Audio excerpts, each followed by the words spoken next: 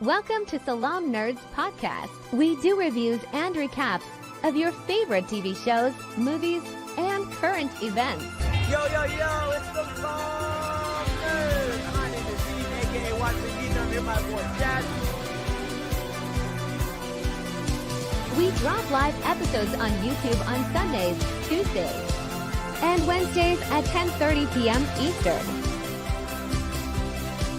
Thank you to all our supporters. Please help us by subscribing and leaving a good review on Apple Podcasts and Spotify. All episodes can also be found everywhere podcasts are found.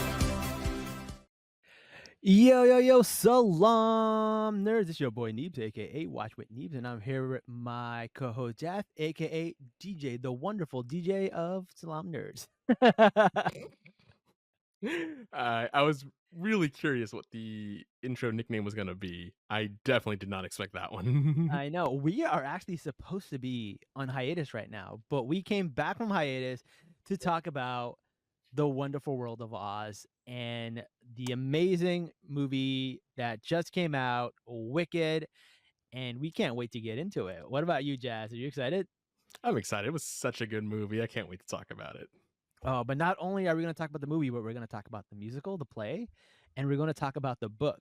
But we will not. Yeah, there is a book, and we will be spoiling stuff that happens in the book. We're going to talk about what's different between the book and the movie, but we will not be talking about things that happen in part 2 of the musical, the book, and the movie. But we will be talking about part 1.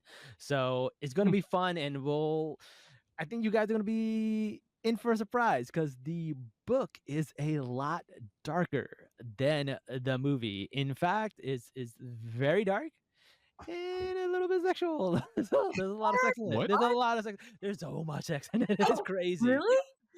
It is a very horny book. Like I have to tell you. What?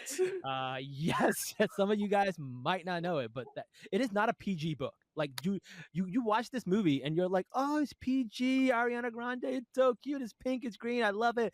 Oh, and your kid's gonna be like, oh, let me go and read this book. Do not let your kids read this book. This book is so dark. It is MA, mature audience.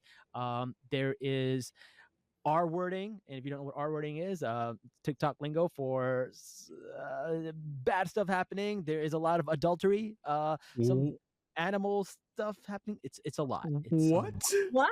I have read the book, and I'm a big believer that I think putting the movie picture on this book is it's a PR disaster. Oh my god, they already did it with the actual toys. They actually had like a porn site. I know, and those two things together are going to tell a story that they don't want to be told. Oh my god. It's worse than It Ends With Us. Yeah, oh yeah. Well, yeah, not so I mean, yes, different thing, but still. Yeah, kind of. It's a disaster. It is a mess. But yes, this is not a book that you want your kids to read. It is very mature. You're gonna have to explain a lot of things to them. If you do, I'm not saying what to do. It's your kids. Do what you want, but I would not personally do that. We should introduce our guest because now I just want to dive into it. Let's introduce our guest. First, I want to introduce. We've seen her on the show a bunch of times. Natasha, welcome back to the show. How are you? I'm good. Thanks, guys, for having me. I'm excited to be on again. Yeah, tell the audience a little bit about you and your show that you do on YouTube where people can follow. Yeah, for sure. So I'm the host of a talk show called Sham Ki Chai, which means afternoon tea, and I interview Pakistanis around the world doing really cool things. We just actually wrapped up our 4th season where we actually got, sponsored by Collabs, which is the WeWork of Pakistan, and we dove into the startup scene in Pakistan and all of the cool entrepreneurs that are out there and the companies that are coming out. And so if you have not seen it yet, then head over to YouTube at Sham Ki Chai and check it out. All right, guys, check that out. And also, we have on our show Sarah. Sarah came straight from Universal Studios today. How are you, Sarah? I'm good. Yeah, I'm a little tired. I was stuck in traffic, but other than that, doing good.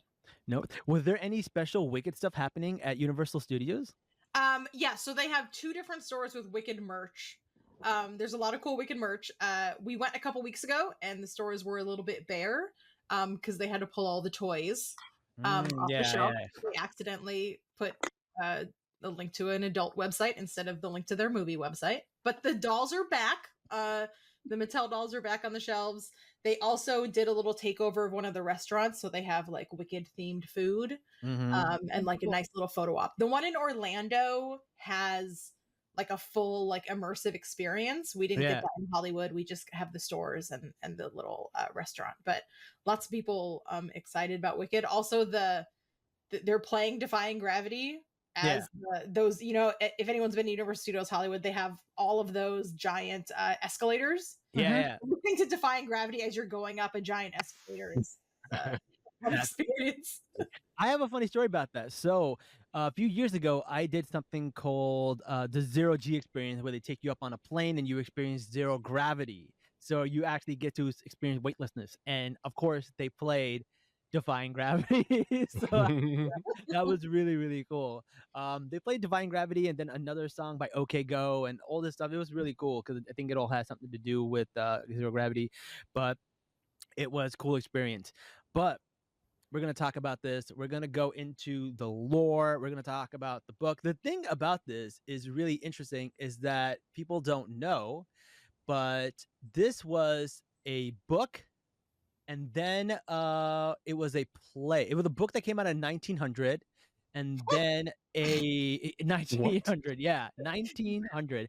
Then a play came out in 1902, and then we actually had in 1939 the actual movie that everybody knows about, which with Dorothy and everybody, the wonderful Oh, Wizard the of Wizard of Oz. Oz. I was The like, Wizard of Oz. Wicked was not written in 1902.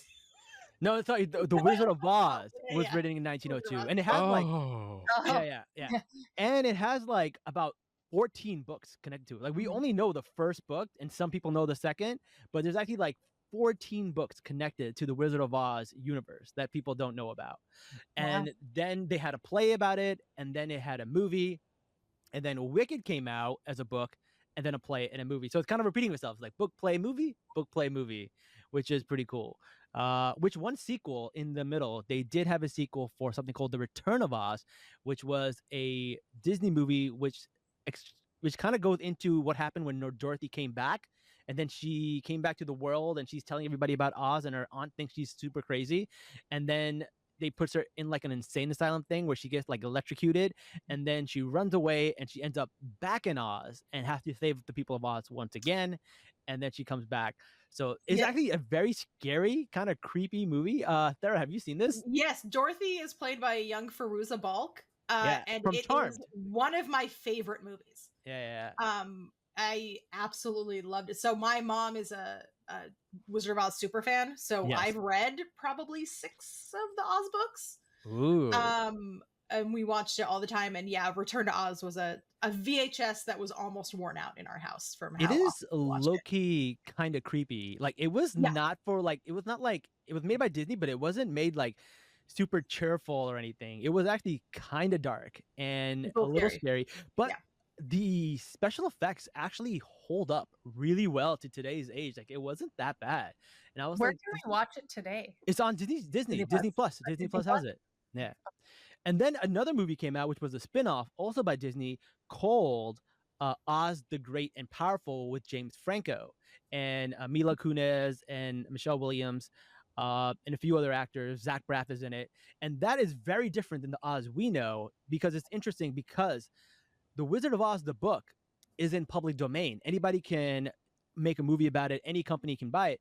But the MGM version of it, which is the one that we know with Dorothy and the Cowardly Lion and everybody else, is specifically copyrighted by MGM. So there's a few things that they cannot do in that movie that they could do in this movie. And it's really different because like it changes a lot of things, but it keeps a bunch of things very similar. It's very interesting, like what they can and can't use.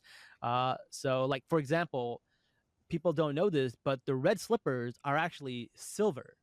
And they changed it for the MGM movie because it was going to be in Technicolor, and they wanted it to be, they wanted it to like, pop a little bit, right? They wanted it to pop a little bit in color because there weren't that many movies in color, and it starts off black and white and sepia tone and comes out in color, and that was why they changed it from silver to red. And now in the book, it's basically silver, so they can do whatever they want as long as it's the same in the book. But if they did something specific for that movie, then that is copyrighted. So it's very confusing, very like mixed up, but it is a very interesting story about how like what you can and can't use when it comes to the Wizard of Oz. In fact, like we can make our own Wizard of Oz right now if we wanted to.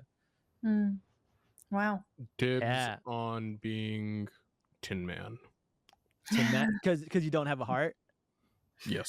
Yeah, that makes sense. That I need makes a new sense. one. This one's Yeah. broken. Wait, would that make me the Scarecrow? Because are we picking characters? Why not? Why not? Jazz, would you be Alphaba? Or would you be would you be Glinda if our podcast was Glinda and Alphaba? I don't know anymore, okay? Because you just told me a lot of things about Wicked. I don't know, man. All right. Listen, I'm confused. Help me out. All right. Well, we'll talk about it. We're gonna talk about it. All right. So, also a cool thing that people don't know is the name Alphaba comes from. Sarah, you wanna answer this? Yeah, it's essentially L. Frank Baum that kind of like smushed together. It's his little homage to that. Yeah. So his LFB. So it just sounds it off like L. Fa ba. So it was going to be la fa ba, but then they were like la doesn't sound right, so he made the la the L, fa ba, and that's how you get the name, which is really really cool. I love that they did that. So lots of cool stuff happening. All right, so the movie starts off with the time dragon, and they talk about a lot about this in the book, the time dragon, but they don't really focus on it too much here. A little bit, you get to see it, so it's like a little bit of a reference to it. We get to see the yellow brick road, and we get to see Dorothy and the Tin Man and this Cowardly Lion and the Scarecrow, and they're walking to Oz, and it lets you know that this movie is the prequel to that, but also happening at the same time. It's very confusing. So what they decided to do was start at the end when the witch dies, and then they're going to go and explain how, with the flashback, how Glinda and everybody knew the witch. I like the way they did this. It's really interesting. Sarah, what are your thoughts about that? I liked it. It really cemented it as a prequel. I think there was a lot of people, and maybe it's because I've been neck deep in Wicked since I read the book in 2003 after I heard the musical. I think cementing it by saying, okay, she died, remember in Wizard of Oz when we threw the water on her and she died and they had to get her broom right, kind of reminding everyone of where it is in the universe. And then you can go back and say, well, how did that end up that way? Right. Yeah. Is helpful. But I also think that hearing the clock of the time dragon in the first like 3 seconds of this as a book reader was like, oh, what are they gonna do? I know. There's a pretty raunchy scene inside of the clock in the book, which I won't go into detail, but it's pretty it really sets the tone of raunchiness throughout the entire book right there at the beginning.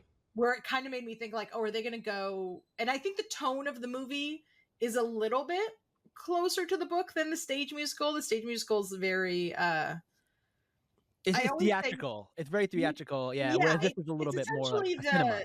Like how all the Grimm's fairy tales and stuff, all those were really dark and then they Disneyified them. It's essentially the Disneyified version. Right? They take out all the stuff you can't show to kids. Yeah. So they start the beginning and they're all happy that the witch is dead. And Glinda is basically saying, hey, with the witch is dead, and she's kind of part of this facade, and they sing No One Mourns the Wicked, which, first of all, Ariana does such a great job in this, like insane. So does Cynthia, but like we start off with her and you're just like, damn, she was born to play it. And you can really tell when she has these like micro facial expressions that like she's kind of showing like, hey, I'm part of this facade, but I'm also like not part of the facade. And they have her burn the effigy, which they low-key already had ready, which I thought was funny. They just had that shit ready to go, which was wild.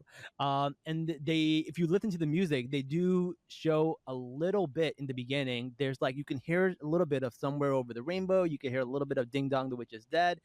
Really cool nods. And we even get to see little rainbows. I think is really cool. And then she's kind of just like these Munchkinlanders are not, are they Munch? Yeah, the Munchkinlanders are Munchkin. kind of just like really just like all about her death because of the propaganda that we learn at the end of the movie is made about her. Natasha, what are your thoughts about how this movie starts out?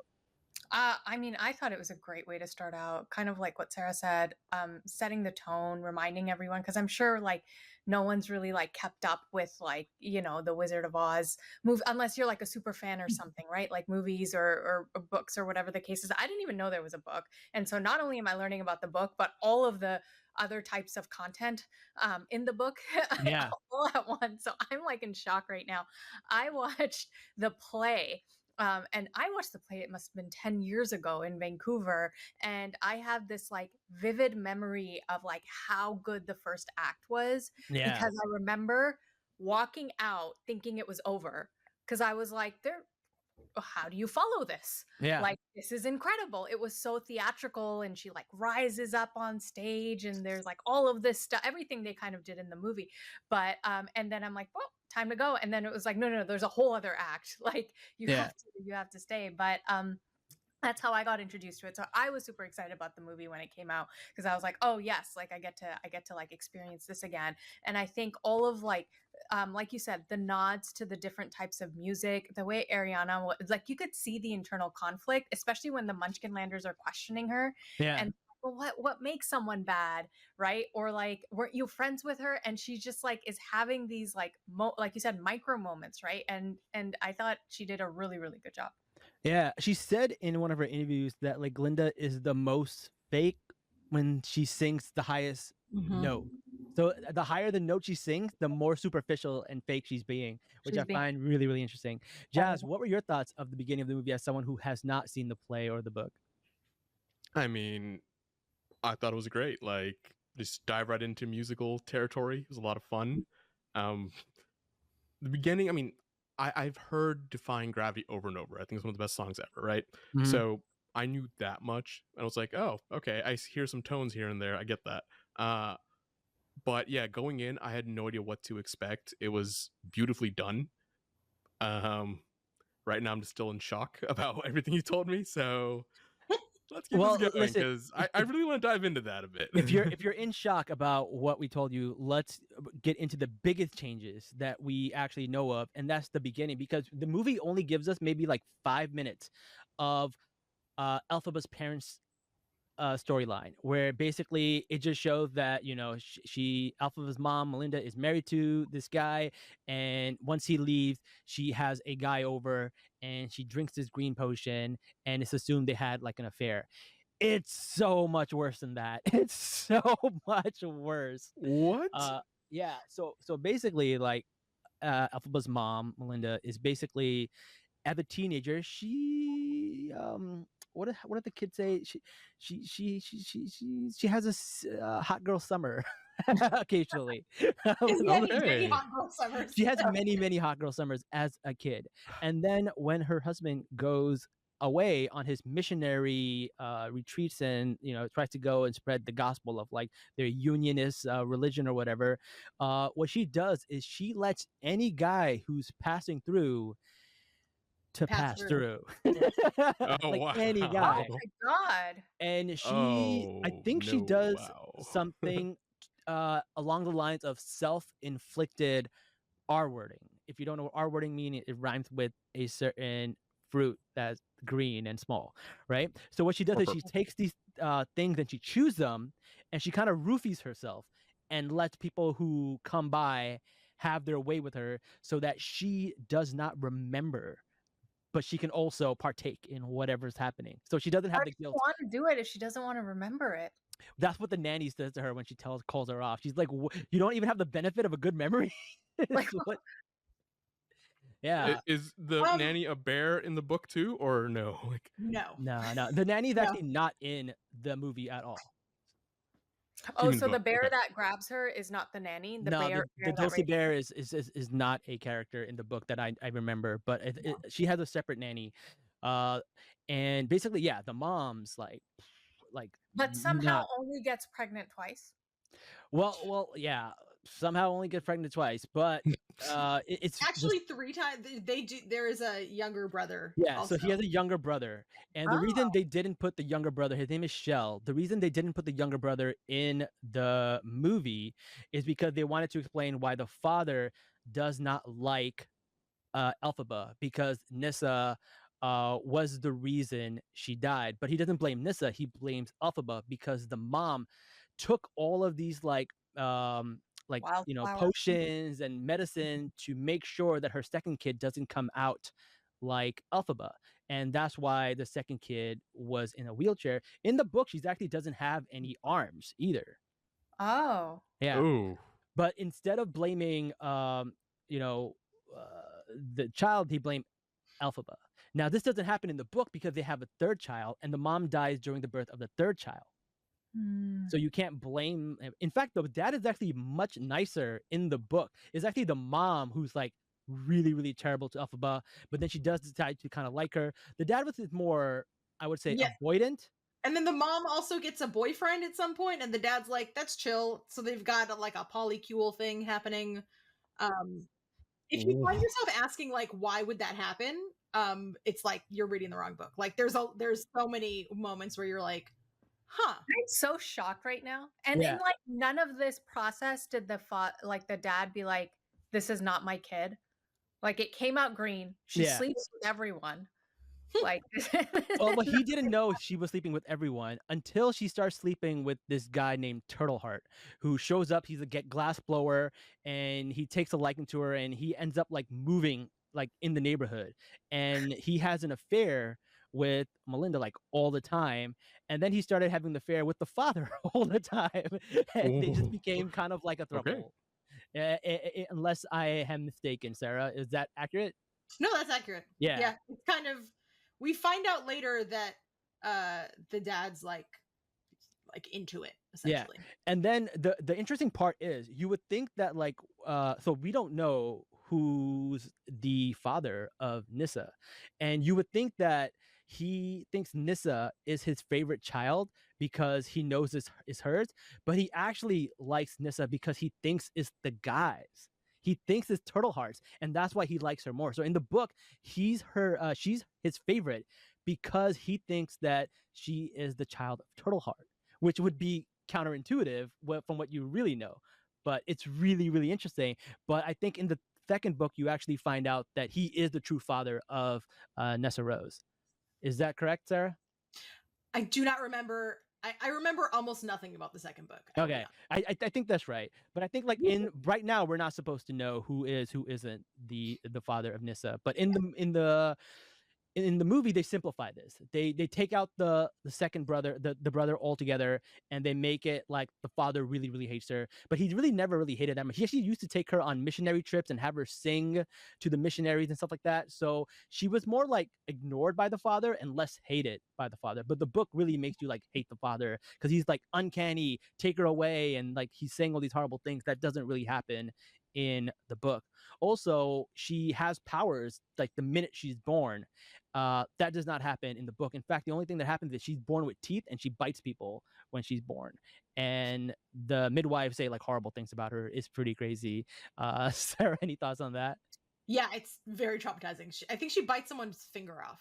Yeah, and they joke about like what if it was a man's private. Yeah. It's crazy. The book is weird, bro. So strange. Yeah. So Gregory Maguire wrote other books. Wicked was the first one that he did kind of like this, but he did a book called Confessions of an Ugly Stepsister, and he also has one called Mirror Mirror, where it was that kind of vein of like, we're telling the story through the perspective of another character. So I feel like nowadays that is like, oh, we've got Maleficent and we've got, like it seems kind of passe, right? Like everybody's done it, but he wrote this in 1995. Yeah. So it was like, he wasn't the first, like, it's not a trailblazer, but it wasn't, we didn't have dozens of these movies. Yeah, no, that's true. Natasha, what are your thoughts about these changes? I am shocked. Like, I knew Wicked as the play, so you can imagine the Disney theatrical like piece of like what, like how I've envisioned Wicked, and so this is all coming like very. I don't even know what to say. And like, I did think it was like the whole like sleeping around thing was odd. I don't remember that was in the play, but obviously I just watched the movie, so I remember it in the movie, and I was like, huh, okay, sure. But I didn't know that there was this whole other Pandora's box in the book that like Yeah. I don't know, and because is he still also a mayor in the book? No. Or no, he's a No. mayor in the movie, right? He's like he's not more of a religious person. He's more of like a mayor or councilman or something like He's that, like a right? governor or something, Yeah, right? he's the governor of Munchkinland in the movie, and Yeah, I so believe like- also in the play. Yeah. But yeah, in the book, He's like a missionary.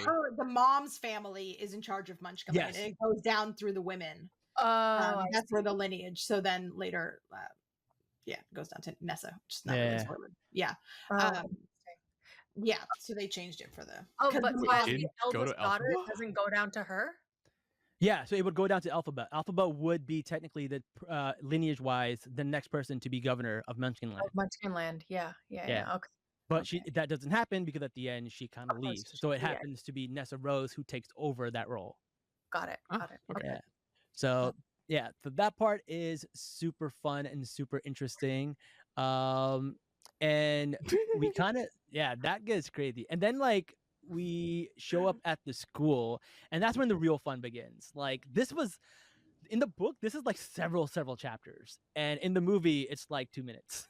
Like they don't really show a lot about her childhood, but she does get bullied. I think that part's right.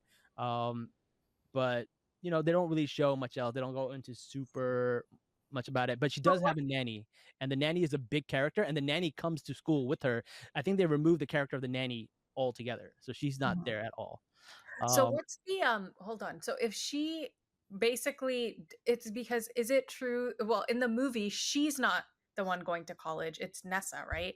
Yeah. And Yeah. so is that also in the book as well? No, in the book, it actually Nessa doesn't come to school until like much later on. So it's Yeah. really just Alphaba and Glinda together, and basically Nessa doesn't come till like I think maybe a year later or half a year later.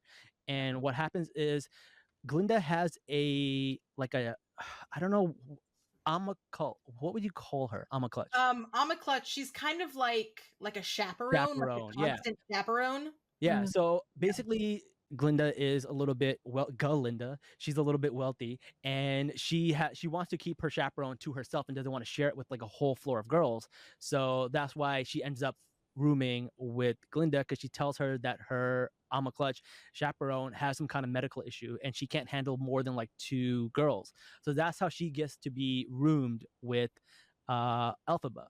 And in this, it's completely different. It's basically like she accidentally shows her powers, and because she shows her powers, she gets roomed, and like Madame Morrible likes her and wants her to be in the class, and because of that, she's stuck with her.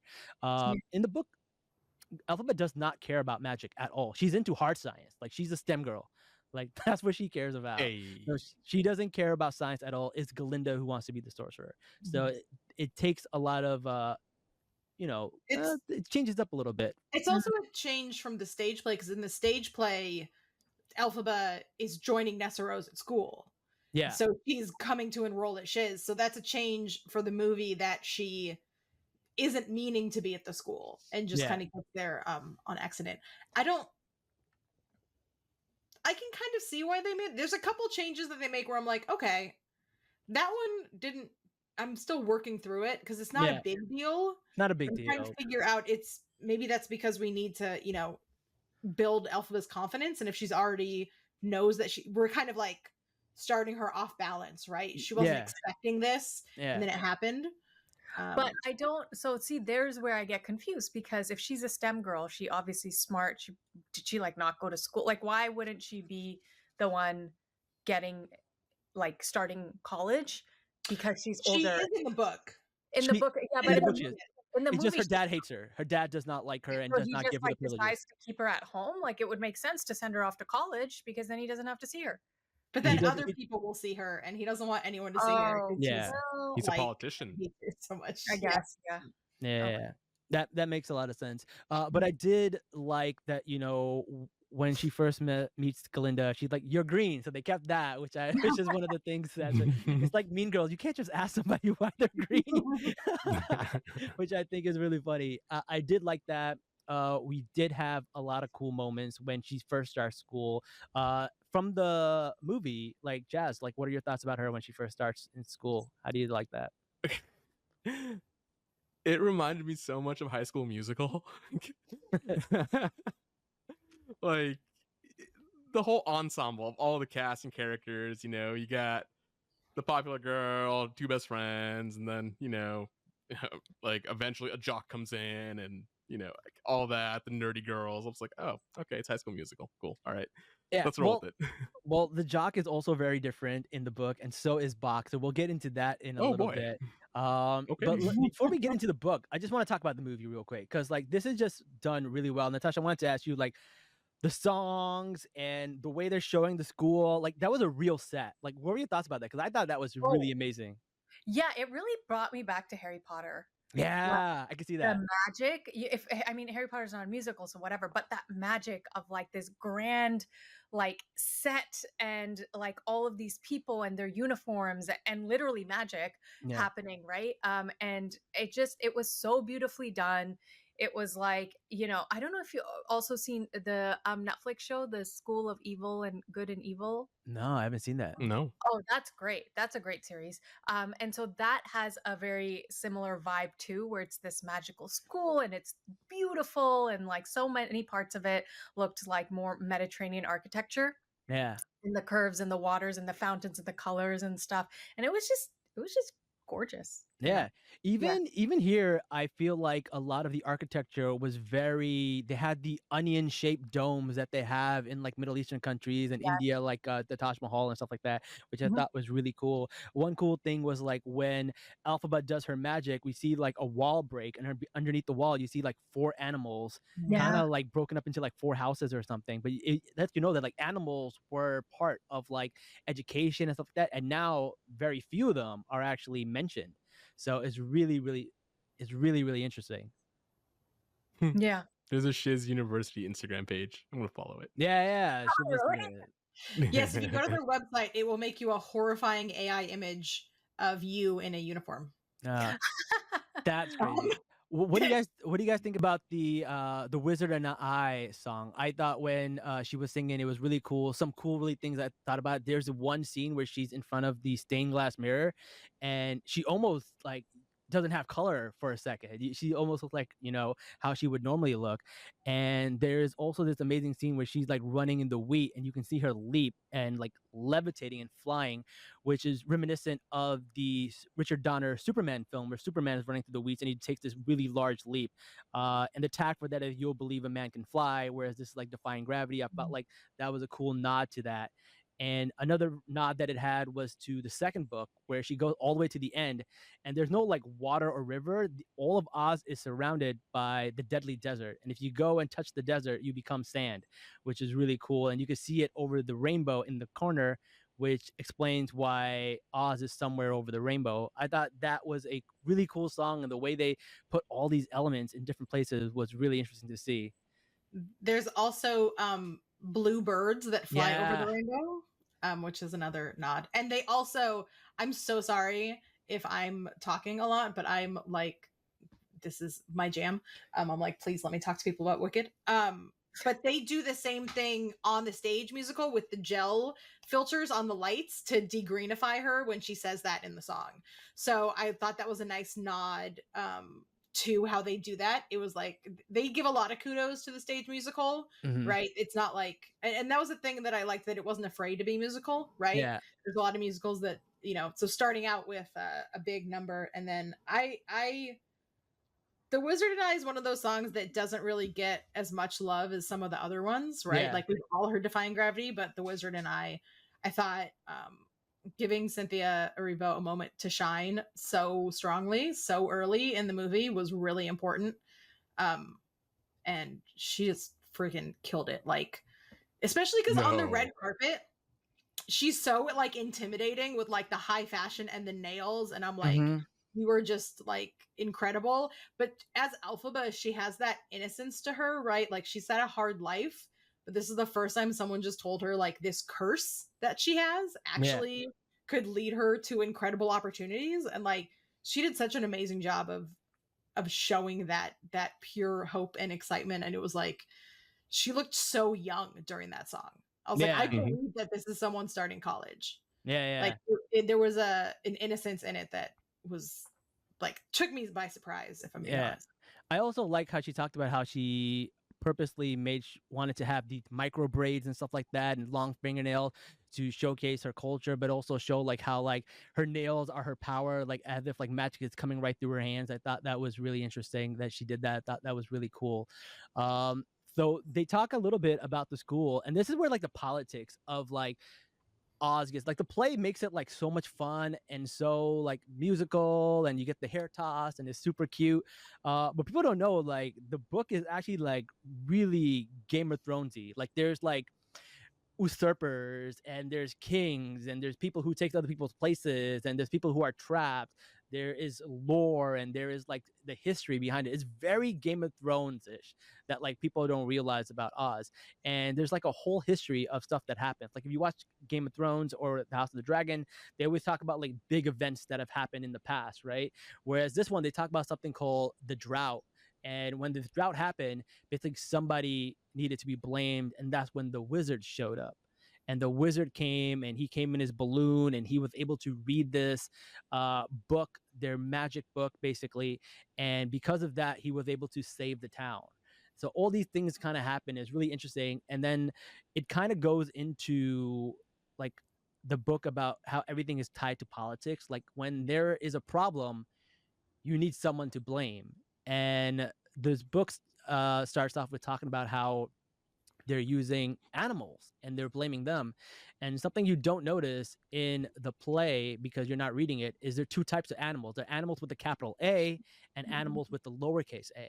So there's like sentient animals and regular animals, and they're different. And what they start doing is they start in the book, their main thing is they're trying to make all these animals go back to not being sentient. They're basically turning back into regular animals.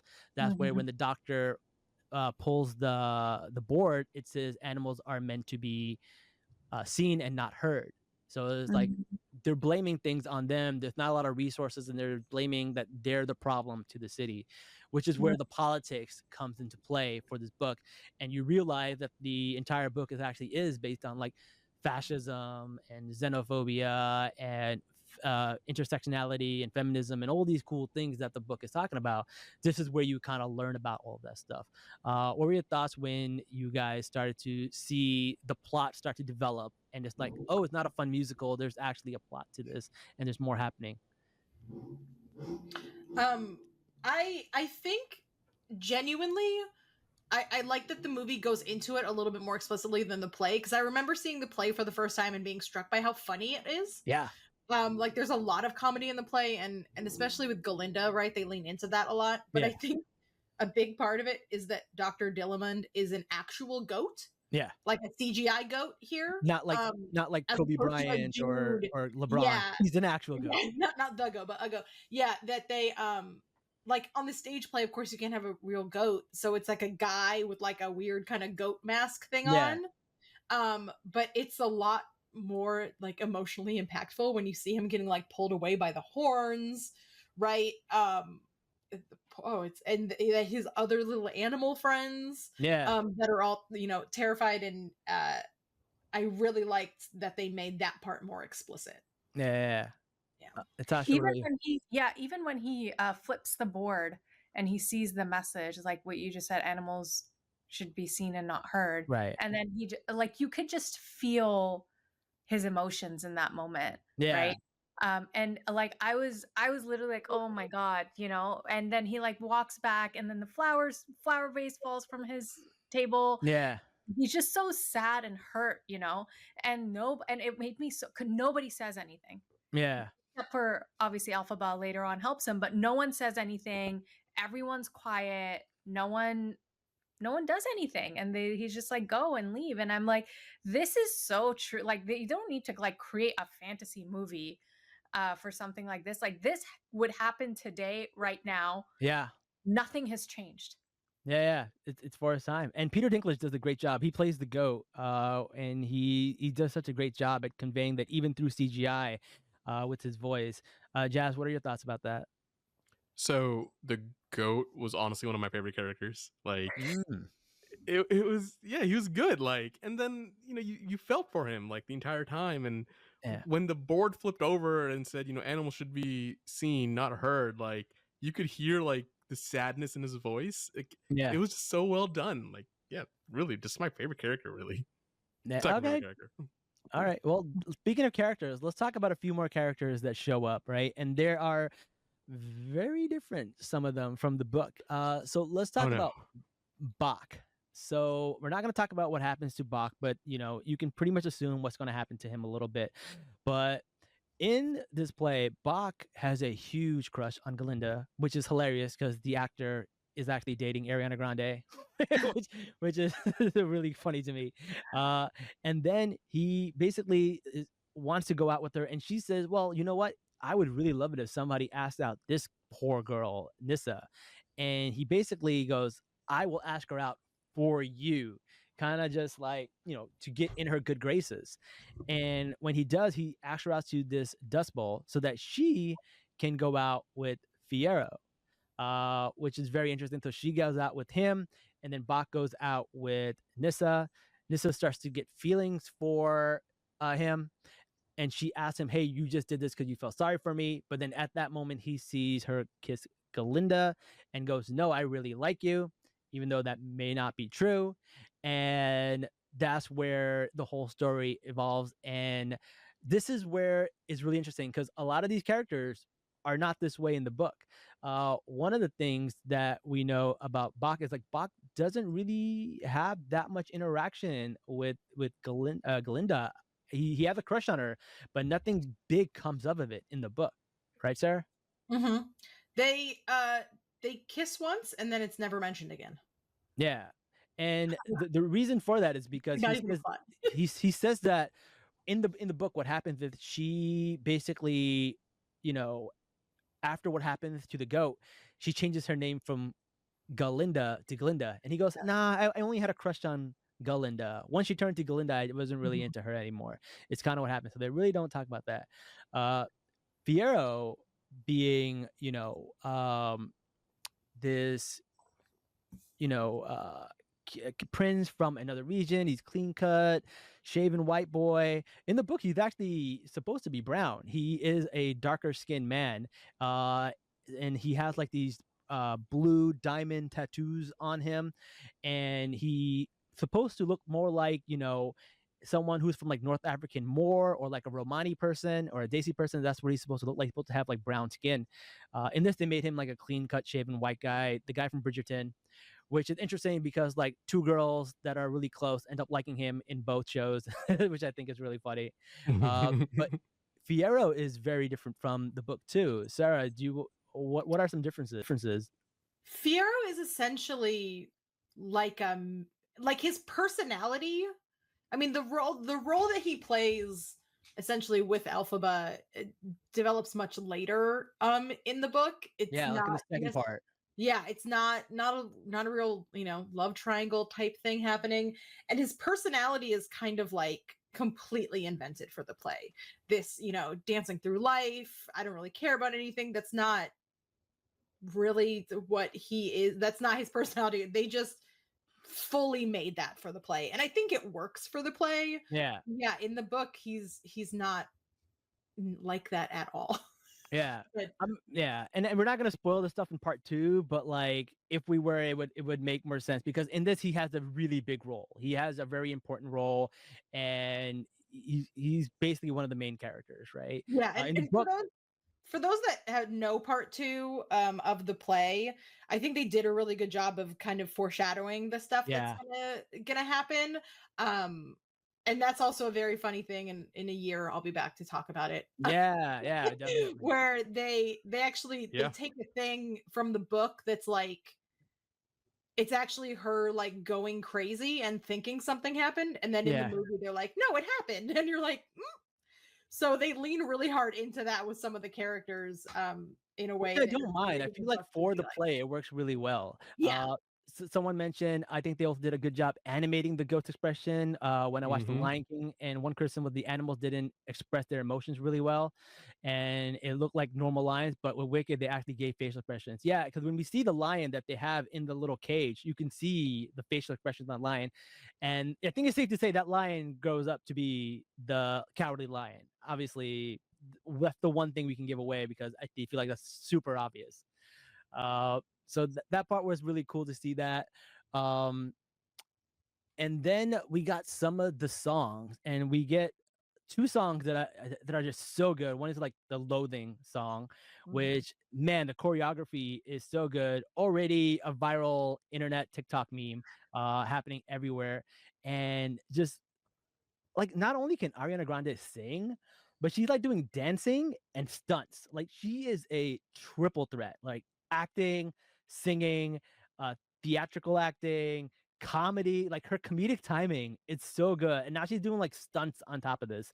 Uh, it's like we've been sleeping on Ariana Grande. Like she like, and she's also like grew up in theater. Like she's been a Wicked nerd for like ever. In fact, she was the official consultant, unofficial consultant on the show. Because whenever they try to change something, she would shut it down. She was like, "Nope, that's Bible. You can't change that." She would get She corrected uh a lyric error on like yeah, they posted it on their official Instagram for Popular. yeah, And she like went in and she was like, "Oh, you guys got the lyric wrong. Sorry, that's not what it yeah, is." And I was like, and I had been singing it wrong for 20 years because I did not know that. So she corrected yeah. me as well.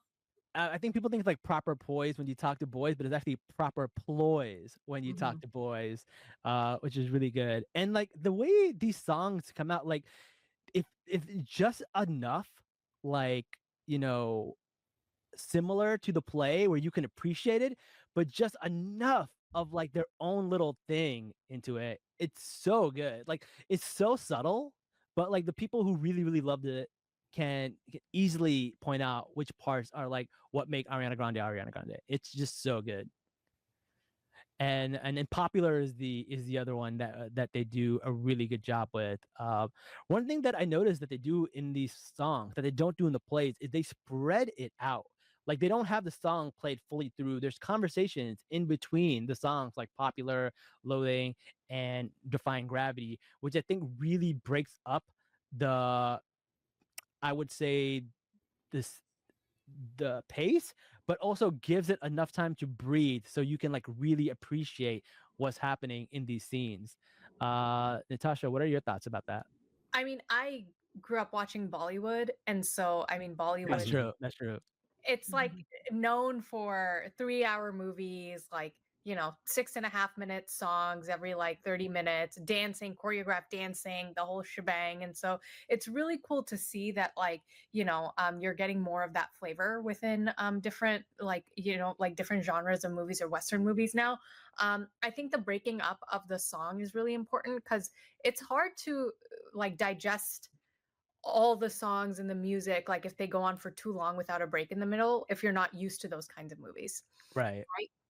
And some people, like, they don't go watch musicals because of this, like whether they're Broadway shows or whatever the case is, because it's just like the sing-songiness of, like, the whole entire story being told in this sing-songy way can get a little bit overwhelming. And so I think it's really smart to ease people into a more of a a movie that has a lot more of this sort of content in it. And I think they were just really smart about it.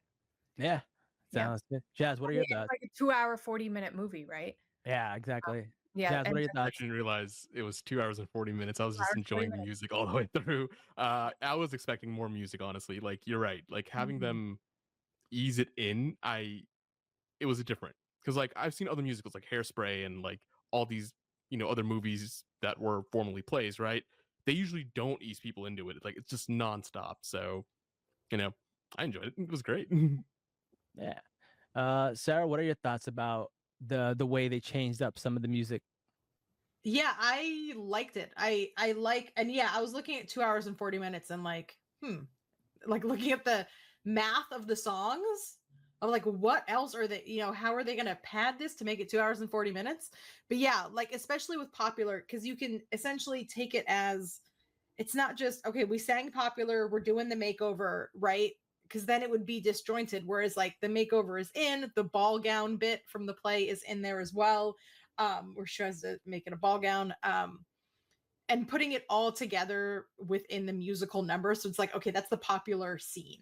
Yeah. Right. We're making it, we're telling a full story within this, which is she's given her a makeover and right. And yeah, 2 hours and 40 minutes. I would like to say my 8-year-old sat the entire, like, people were making a big deal about it being 2 hours and 40 minutes. And I was like, there were multiple other small children in our theater and none of them got up to use the bathroom. Like everyone Yeah. was sat for 2 Yeah, hours and 40 everyone's minutes. good. If you can do it for a although- Marvel movie, you can do it for a Yeah. Wicked. Well, my daughter famously saw Dune Part 2 in the theater at 7 years old, and sat through the entire thing because she loves Timothée Chalamet that much.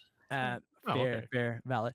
So we can't talk about popular and all of the stuff that's happening at school without talking about the Oz Dust Bowl, right? So that's a big part of the movie. That's when they go to the ball where she gets humiliated, and we get to see where Ariana Grande character Glinda has a change of heart because she realizes that Elphaba did this nice thing to her because she wanted to be in the sorcerer school and she wanted to be a sorcerer. She did this amazing thing for her, and she gets to feel like really bad for her. And she says something like, "Oh, she doesn't care what people think." And she goes, "She does." And then she goes to her rescue, while her own sister kind of just like stays there, and it's kind of like, I don't know her. Like that's crazy.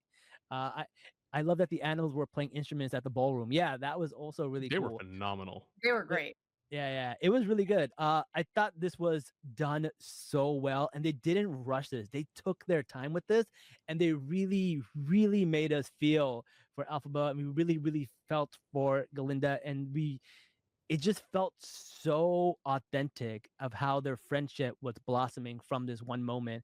And I thought this was probably one of the best changes from the play and the book. I think it was really, really cool to really cement their friendship and how strong it was going to be from there. Wait, it Tasha? changed? Yeah, the I way want to it know what changed. That's one thing I do want to know. But Ooh. because that scene brought tears to my eyes. Yeah. Like to That see was the one time I shed a tear. Yeah. I was openly crying. it was so just first heartbreaking to like just see her, and everyone's like, I mean, at least a lot of people have had this moment, I think, in their life where they just feel alone, especially when you're high school, you're going through this age and you're awkward and uncomfortable and whatever, right? And you're like, crap, like I've like gone through this feeling before. And then to like see her just do this dance by herself and further cement herself into it, right? And it just the whole thing and the way Ariana and the guy also brings it up, and he was like, it's not like you did anything. Yeah. Why are you feeling bad about it? And I think that really bothers her. And it's because it's after that she kind of like snaps like out of whatever persona she has, and then goes onto stage and like starts dancing with Elphaba. And the whole thing was beautiful, the whole entire thing.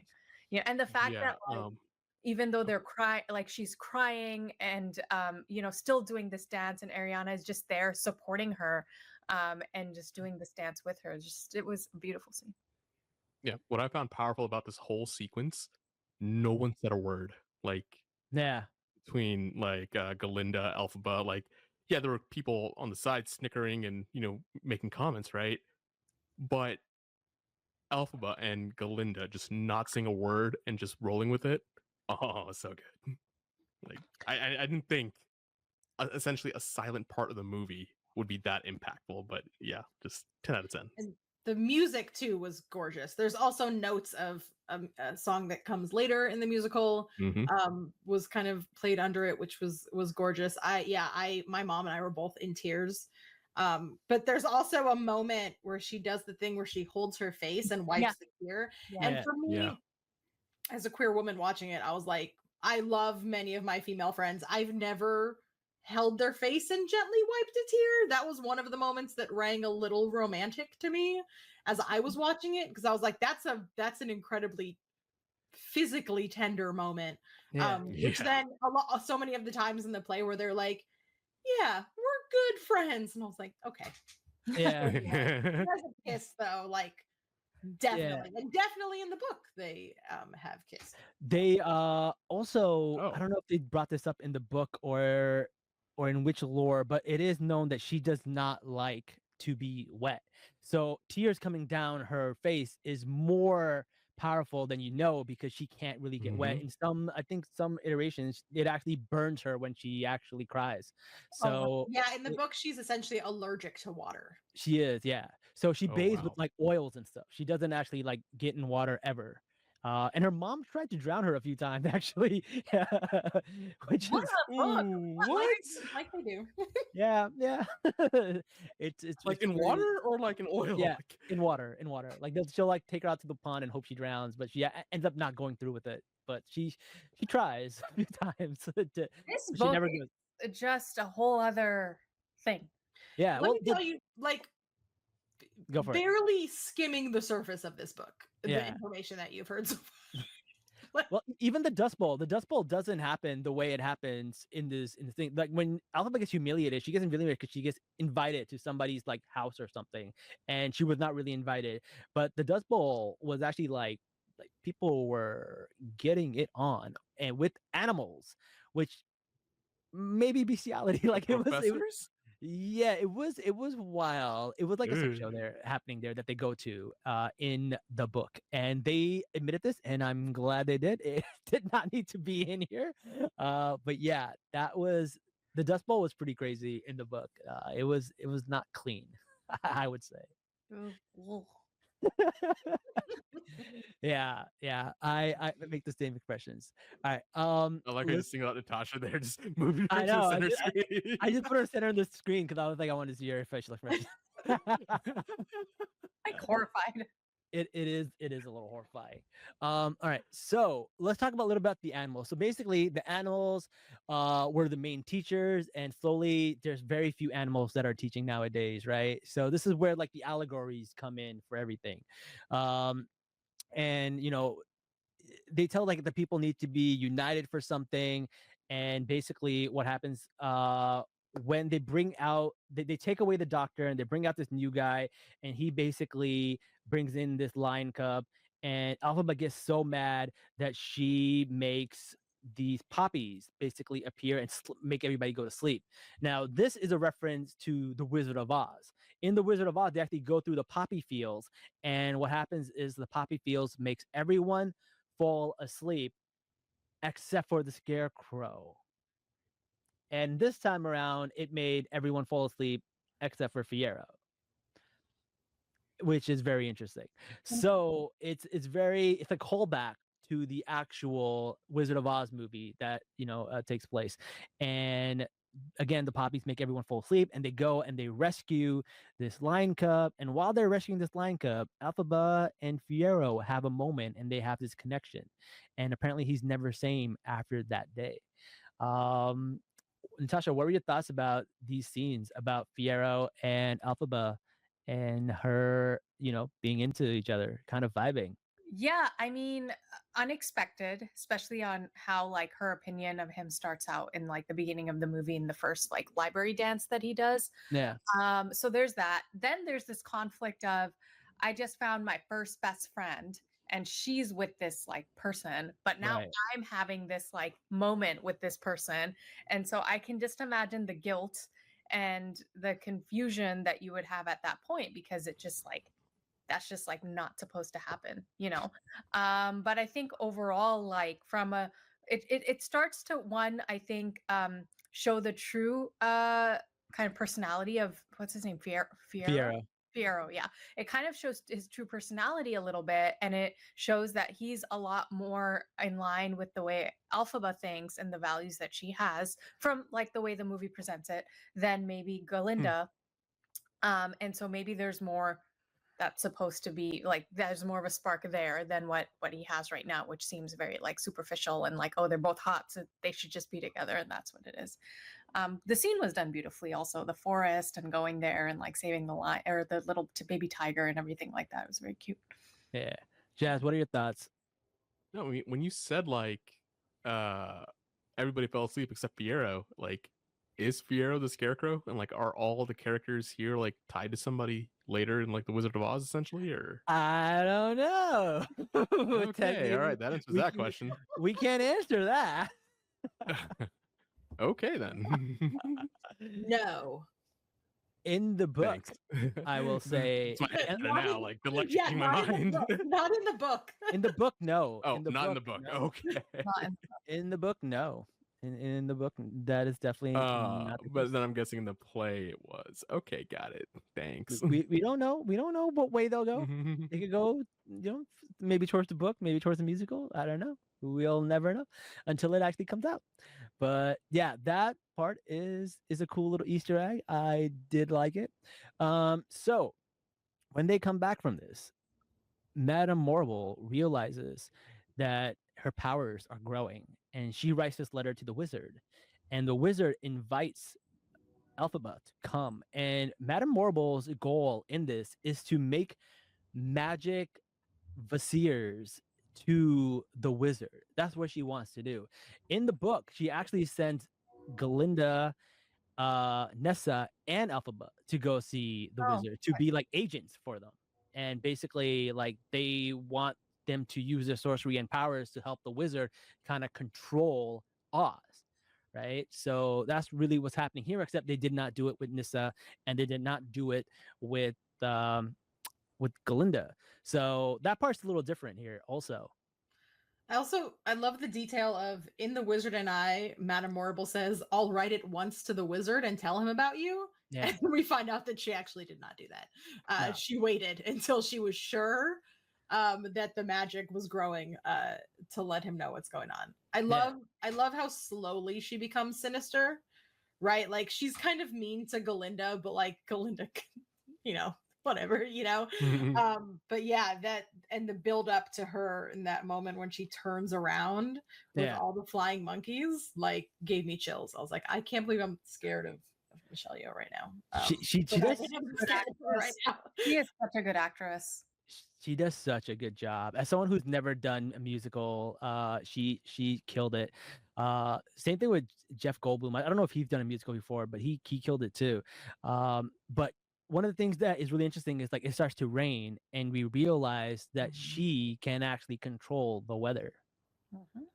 And what is a tornado if not part of the weather? All of these connections. Yeah.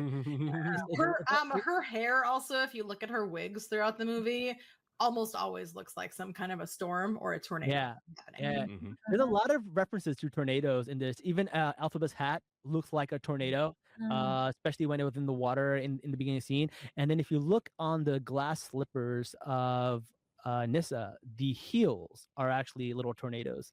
So cool little references to some weather witches in this movie. Also, they did mention another teacher there, and it was Professor Mombi, who is actually another witch. And they don't show her, but they did mention her, and she is one of the main villains in Return of Oz, which is a sequel to The Wizard of Oz. And what she did she trapped Ozma. Ozma is the true, basically, like heir to Oz.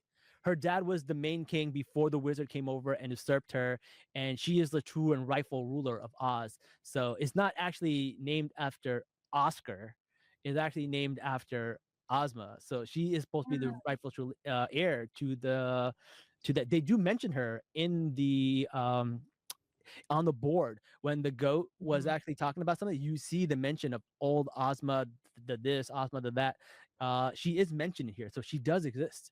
So I thought that was very interesting too. That is also a deviation from not just the Wicked book, but also from the Wizard of Oz books. Yeah, I like the Mombi Easter egg. She's terrifying in Return to Oz.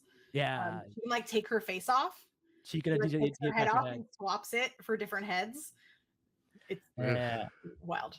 It's very a great movie. I will say I will not recommend the Wicked book, but I will recommend Return to Oz because it's a great movie. I'm gonna watch it. Yeah. I'm gonna read the book now. I recommend the book, just not for children. I feel like if you're old enough, you can take it. But yeah, Yeah, I understand why the book was now banned by a local school district. I thought it was just like, Yeah, it some should crazy not be in the mom or school something. No, it But should not be in the school library. And by the who takes a book like that and is like, I'm gonna like Disneyfy this? Whose As soon mind as works and like you know what? He did it immediately. He Yeah. like him and oh my gosh, I feel so bad that I'm forgetting her name, but Winnie, I think her name is Winnie. The like as soon as they picked up the book, they were like, "Ooh, this is like I got to make a musical of this." But it's more of, and if you read the book, you can see it that it's more of just the idea of like, what if Glinda the Good and the Wicked Witch grew up together and were friends, Yeah. right? Yeah. What happened that made people think she was evil? Like essentially the question of, are people born evil, or is wickedness, thrust upon them, right? We're kind of like taking that idea and expanding on that, as opposed to, they definitely like took some pieces right from the book. Yeah, Very someone says loosely adapted. Mombi is from the second Oz book in the series. She is a real witch doing magic behind Glinda's back, and the character of the Return of Oz was the character from Ozma of Oz, Lady Langolier. Yep, that is accurate. But yeah, I think what you mentioned is very interesting. It almost makes me remember the show Smallville. I don't know if you've ever seen Smallville, but it also starts off with like, what if Lex Luthor and Clark Kent were friends as kid, and a prequel to that is. I wonder if Smallville was inspired by Wicked. Now that I think about it, it's very on brand. Just made me think of that. It's very, very interesting. But it's basically fan fiction. This entire book is basically fan fiction. I think Mamba and Langolier were put together as one villain, like MGM did with Lacosta, the Witch of the North, and Glinda is from the South, not the North. Yeah, Glinda is actually from the South. Yeah, she's a South girl. She's a Southie. She's from the South Side. Outside? Yeah, they combined them together and they made her into one. But yeah, she is in the book, the Wicked Witch. Wait, there's a witch named Lacosta? What? Lacosta is the Witch of the North, and Glinda is. Yeah, in the book, Lacosta was the Witch of the North, and Glinda was of the South. But they combined them two together into one character. I'm learning so much today. Yeah. Someone just asked, should we watch the play first or the movie? I don't think it matters as long as I feel like my thing is always read the book first. Or later. I don't know. They're all good. I don't think it really matters which way you actually watch it. But I would say go the play. The play is already out, and at least the first half, you'll be like, oh, I already seen this. But the second half, you'll be like, whoa, I didn't expect all these twists and turns. I feel like it depends on if you care to get the ending spoiled for you. Like there are some big things that happen in part 2. Surely some things are going to change. Like some things have to change. Something has changed within her. Yeah, something literally has to change because of the person that's cast. But I would say it depends. If you don't want to be spoiled, don't watch the play, because the ending, if you want to wait for part 2 of the movie. But what I would say is you can listen to the original Broadway cast recording of the full play, and you don't get that many spoilers. In fact, there's a song that's cut out of the Broadway recording because it would spoil too much of the plot. So you can listen to the entirety of it, like knowing that obviously Elphaba is going to become the Wicked Witch, right? Like we know how the story ends, so you could listen to the cast recording, the original Broadway cast recording of Wicked. But if you don't want spoilers, but that being said, if you're going to be on the internet, you might as well just watch the play now. You might as well watch the play now. Like I was on TikTok for like maybe like one day, and like everything is spoiled. Everything is on there. But people are also being a little obnoxious. As a certified theater kid, people are being obnoxious about it. Like, oh, it's because Oz dust is what we can. And I'm like, yeah, that's the lyrics. Like we're listening. Like it's, nobody knows the foreshadowing of the. And I'm like, okay, calm down. Not everyone can see a Broadway show, right? Like. People are bickering about what's an Easter egg and what's foreshadowing, and I'm like, let's not fight, kids. Let's all just enjoy the fact that this musical that we've loved for 20 years got made into a really shockingly good movie. Solid movie. Yeah. All right. That song definitely would give a lot away. I googled it. I'm not even gonna mention the name because the name itself will give it away. because I'm an idiot and I Google things. Yeah, Don't Google missing song Wicked Broadway recording. Like, just don't even do that. I feel like we need to have like another episode with just all the spoilers because there's just so much to talk about that we can't talk about, but it's pretty crazy. All right, so at the final third act of the movie, basically what happens is she gets invited to go see Oz. Galinda starts coming with her. I love the explanation of why Galinda changes her name, and she's like, well, I want to pay homage to the doctor, for professor, and I'm gonna go by Glinda.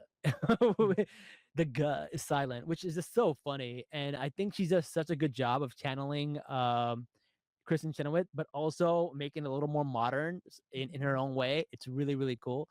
I love the little this scene right here in the beginning. Yeah. I actually recognized the face, and I was like, "That's Idina Menzel." Yeah. Well, Idina Menzel shows up in the Wizomania play that they do later on once they get to Oz, right? Which is really, you're like really right before that. Okay. Yeah. So right before they get on the train, and there's like a uncredited cameo with Neil Patrick Harris. Apparently, he's a trained conductor, but it got cut out of the movie. Yeah. I thought that was really interesting. Neil Patrick Harris. I know. He would have loved that. Oh, poor guy got cut out of the movie. But yeah, they have a little DDLJ moment where they try to get on the train. I don't know if you guys are that little Bollywood fans for all of you guys. But yeah, they go into Wizmania. Idina Menzel and Kristen Chenoweth are both there, and they're singing. And she hits her actual note that she hits in the thing, which I think is a little cool Easter egg. But once they get into Emerald City, you notice there are no animals in Emerald City at all. There are hummingbirds, but they're working. Yeah, they're all working. And the monkeys, the monkey warriors. The monkeys who are also like have to be working there. So they don't speak. And it's like almost like an apartheid state right there. It's pretty crazy what they're doing here. In fact, even the original in The Wizard of Oz, when you watch it, there are no animals in the Emerald City, and they don't know if that was on purpose or not, but the author of Wicked decided to use that and turn it into a plot point, which I think is really cool the way they did that. Definitely thought that was really, really cool. And one of the cool little Easter eggs is that I don't remember whether Idina Menzel or Kristen Chenoweth, but one of them went by the name Belinda, and Belinda is the name of the chicken in Return of Oz, which is a cool little Easter egg too. A chicken is like very important in the world of Oz for some reason. Chickens are super important. Don't want to spoil why, but it's really weird. What? Okay. Yeah, don't worry about it, man. But basically, there's like a chicken. I'll Google it because I'm an idiot. There's a chicken in the Return of Oz, and it has like a really important plot point. It's just so funny. All right, so they go and they finally go and meet the wizard, and he's in this entire contraption where you see, and he's like, "Oh, I didn't mean to do that," which is a little bit of a nod to like the Wizard of Oz because that's what he did because he was behind the curtain the whole time. And he decides to show them like what he wants to build, and he's going to build a road that's going to lead everyone to Oz, which is super cool. And we get to see how they decide what color to make the yellow brick roads, and it was Glinda who picked it, which is a cool little Easter egg. I don't think that's in the play. I think that's new. That's not in the book or the play. That's a cool thing for just the movie. That's the only moment where I was kind of like, all right, guys, I get it. It's the Wizard of Oz. Because every other Easter egg I really found quite delightful. The cameos, the Idina and Kristen cameos. I'm actually very lucky because I saw someone on TikTok that was like, don't listen to the soundtrack before you see the movie. Yeah. At first I was like, oh, okay. I listened to Defying Gravity and like cried a little bit. And then I was like, oh, but yeah, because they're credited on it. And I would have been able to recognize their voices. And I was like, oh, I'm glad I didn't listen to it all the way through. But yeah, that moment where it's like, okay, yeah, it's the yellow brick road. Like, okay. I was kind of like, I'm not. That was a little too. It was on the nose, two on the nose for you. I didn't mind it. For me, that's like literally my only complaint. Okay, all right. I didn't mind it. I thought it was all right. But we do find out about the Grimoire, which is this book that no one can read but Alphaba. So she's the only one that can read the book. No one else can, and because of that, she basically can just do these spells that nobody else can. Yeah, and I liked how she was like, okay, mine now. Yeah, she just took it. Yeah. Well, I mean, she was like, you read it. Like, she gave it to the Oz, right? And was like, you can't read it, can you? You, like, literally have no magic. Yeah. there were gasps in my theater when she was like, "You have no real power," and then he goes, "Yeah, that's why I need you." People went, "Oh!" And I was Yeah. like, "That's the plot of the Wizard of Oz." Yeah. Yeah. Like, Did you not see that for coming? 85 years. But it was so funny because it reminded me of, I don't know if there's any musical theater people that have seen Hades Town, but Hades Yeah. Town is a retelling of Orpheus and Eurydice. Yeah. And Yeah. people still gasp at the end of that play. And I'm like, that is an ancient Greek myth. Like, we know that happens, but Yeah. it's a very funny collective moment of like, we were so enthralled. And I think Jeff Goldblum's the perfect choice because he's so likable. Yeah. Yeah. You know, that you kind of, in the few minutes you have with him, like, you kind of forget that that's a whole plot point in the Wizard of Oz, that he doesn't Yeah. have any power. People just think he does. Yeah. In Like, fact, you've actually bought into the propaganda because Jeff Goldblum is such a delight. yeah.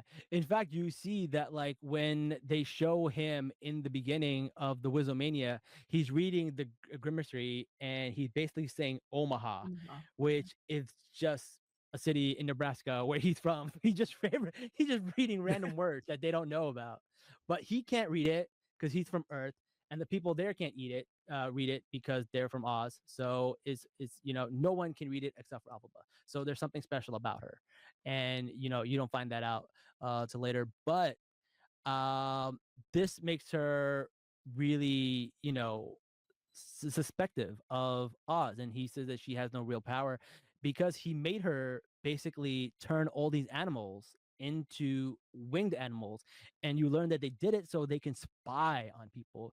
So basically it's his own little version of like George W. Bush's Patriot Act that he kind of just made right there on the spot so that he can spy on all his citizens, taking away some of their rights to privacy and stuff. And that's when you learn about like, and you want her to do so many more of these things, and she's like, well, no, what I'm doing is wrong and it's painful. And without any hesitation decides to just go and run away, which I think is really cool because like you can see how strong she is in her conviction, and Glinda being there with her going like, well, let's hear them out first. And you kind of can see like Glinda is not as strong in her convictions, which I think is really, really interesting in this scene. What are your She's a thoughts puppet. about that? What was that? She's a puppet. Well, maybe, but she's also like learning. Yeah. In the book, this is not very clear about what happens. They kind of Madame Horrible actually puts a spell on them, and they kind of don't remember a lot of this interaction. And Alphaba like runs away, and they kind of don't know what happens to her. So it's a little different. But in here, it's like more clear cut. Like she sees everything that happens, she knows what happens, and she seems to decide to be like trying to talk some sense into her, but halfway through defying gravity she realizes that like she's going to do what she's going to do, and they do such a good job in that where you're like, I can see her emotions and her mind changing throughout the entire song, and it's just so well done. What are your thoughts about that, Jazz? I mean, when I think Glinda as the good witch, right? This wasn't very good witch. And I was like, oh. Propaganda. Yeah. Like, this is something, a lot of the other stuff I got, right? This one upset me the most, like, of like what I was expecting. You know, I was expecting her to actually have like a good, strong moral compass. And then she was like, No. oh no, let's just both sides this thing real quick for a second. I'm like, what other side is there to silencing animals who could speak and taking away like that ability? Like, Well, Jazz, I'm glad you said that, because what people don't realize is that like Glinda is this like morally ambiguous character, because even in the beginning when she's singing "No One Mourns for the Wicked," she does not think that Alphaba is a wicked. She's singing about herself. She thinks that she's wicked, and no one's mourning for oh, her. That's what those microaggressions on her face are, oh, right? I didn't think about that. So she knows that she has this like weak character, and she has this facade, but she's never really been, even in the Wizard of Oz, she gives Dorothy these shoes that could have taken her home like the second she put them on, but decide to make her ass walk like miles and miles on a cobble road made out of like golden bricks, and there was a bullet train the whole time that could have taken you straight to Oz. Glinda's not good. Oh my god, yeah. Also, That one hurt Dorothy- me the most. Yeah. And that just could be like who I am and what's going on in the real world. I was like, no, don't both sides this. I like That's you. I saw someone say that when she changed her name, it was so performative. They thought she should have been wearing a blue bracelet, and I was like, "That's the funniest thing I've ever seen." And they like photoshopped that where she's like hugging her. That screenshot, they photoshopped a little blue No. friendship bracelet on her, and I was like, "That's the perfect No. way to describe her." Like she thinks she can fix it from the inside, right? She thinks she can work, maybe change the wizard's mind. Like Yeah.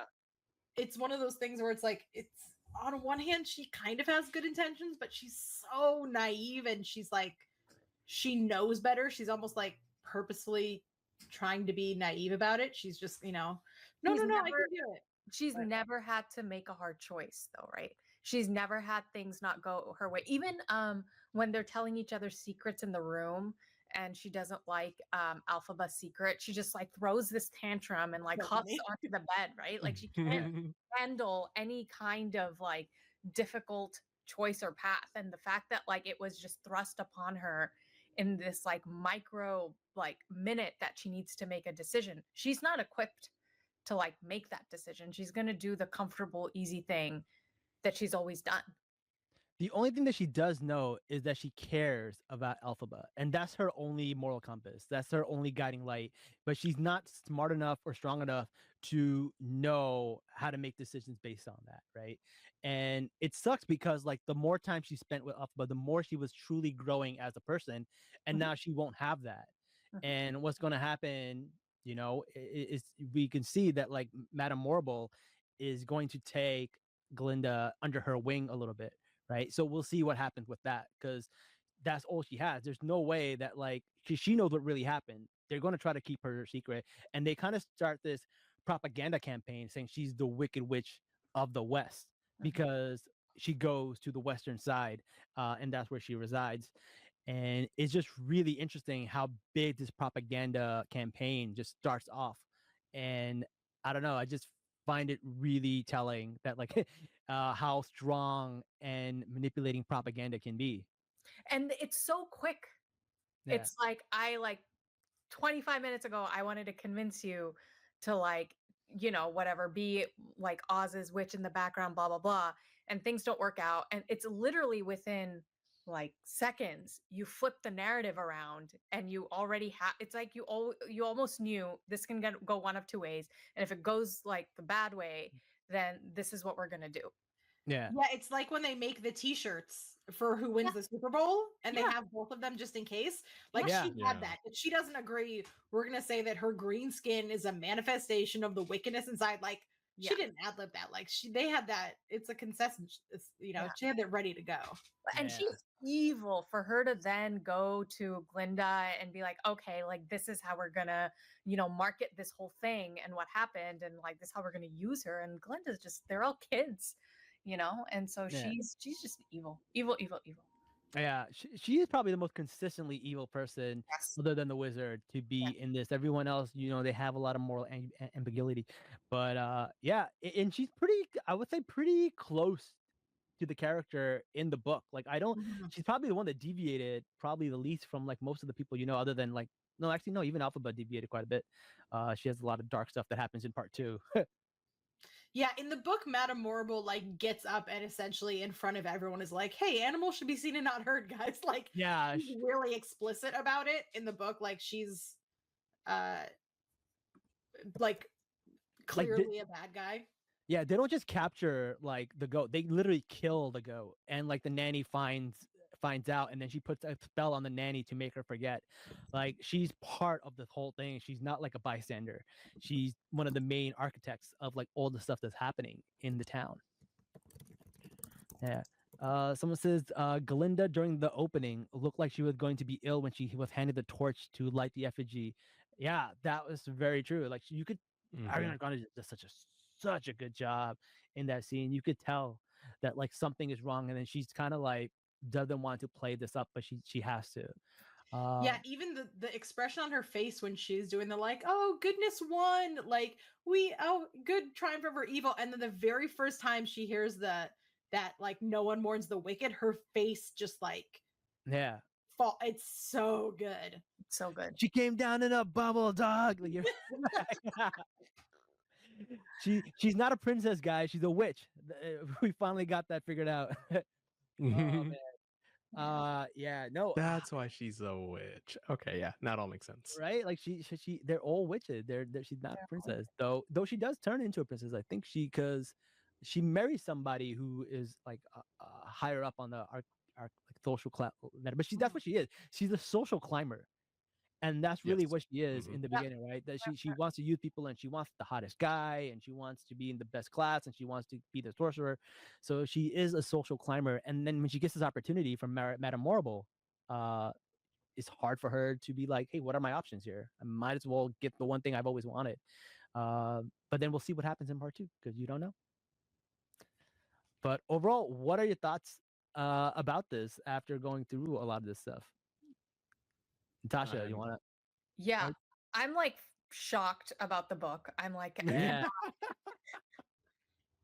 process this. So that's on one side, and I'll have to process it later. I'm gonna go and watch The Return of Oz. I still have some Thanksgiving prep to do, so that's what I'm gonna put on while I'm doing this. And then I think the movie was just so beautifully done. I'm like just the friendship that they showed, the acting, the dances, we didn't even talk about the clothing, yeah. the outfits. Phenomenal. Ariana Grande's like whole entire like wardrobe was phenomenal. Even with some of the stuff they put Alphaba in, as she's like kind of getting more confident and like all of that, it was fantastic. And so everything about the movie was great. And yeah, I thought everyone just did an amazing job. Jazz.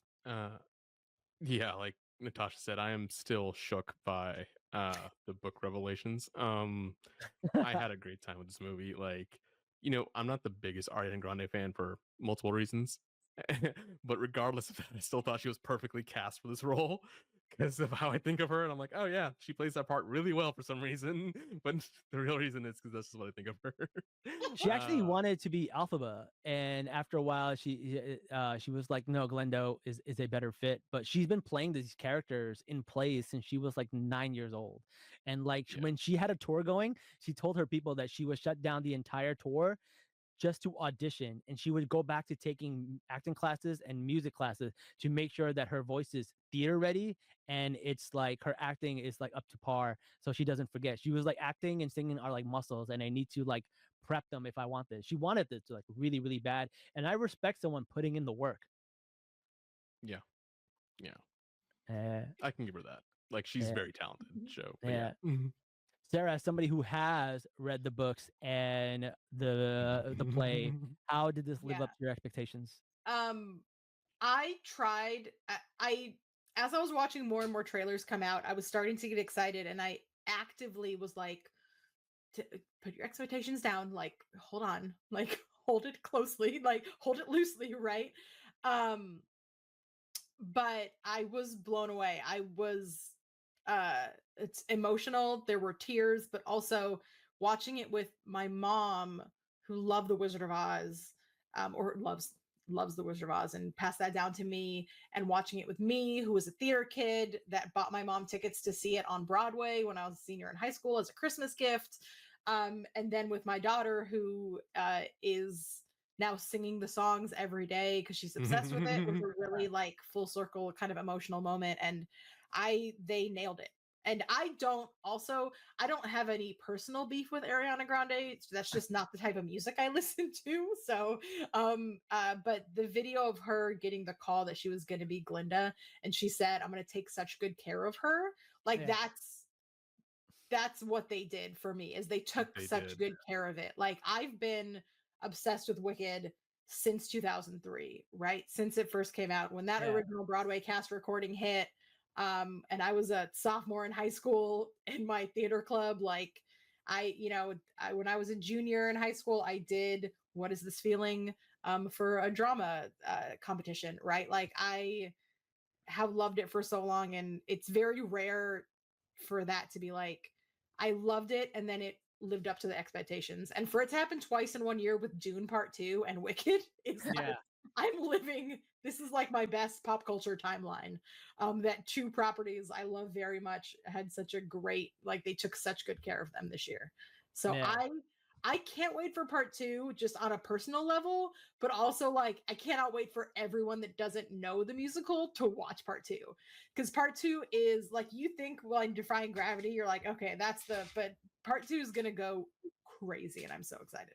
Yeah, that's where all the twists and turns come, and Don't it's Google anything. I would say just Don't go Google and watch. anything.